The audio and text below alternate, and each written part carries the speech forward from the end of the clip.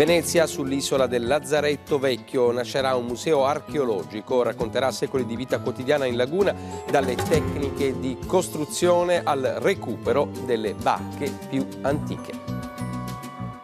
È l'isola del Lazzaretto Vecchio che si trova proprio di fronte al bacino di San Marco e al Lido, il luogo scelto per il futuro museo archeologico della laguna di Venezia. Un luogo speciale per importanza storica. Qui nel 1423 la Repubblica istituì il primo ospedale al mondo per l'isolamento e la cura dei malati di peste. I lavori di restauro sono iniziati da tempo. Rendere questi luoghi nuovamente patrimonio comune è l'obiettivo di enti pubblici e privati.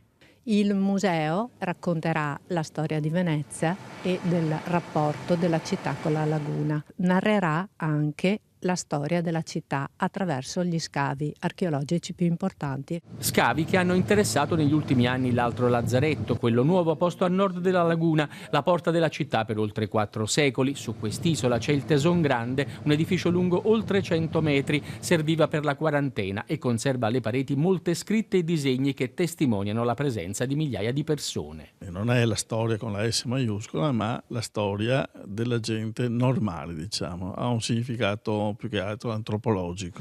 Venezia non è un miracolo, ma è il frutto di un'evoluzione tracciata dall'uomo attraverso bonifiche, ampliamenti, argini. Il museo spiegherà tutto questo, dalle tecniche edilizie, il cosiddetto terrazzo, un pavimento resistente ma leggero ed elastico, alla pietra d'Istria con la quale sono costruiti gran parte degli edifici, ai pozzi per raccogliere l'acqua piovana e renderla potabile, fino al recupero delle barche più antiche, testimoni di un passato che rischia di sparire.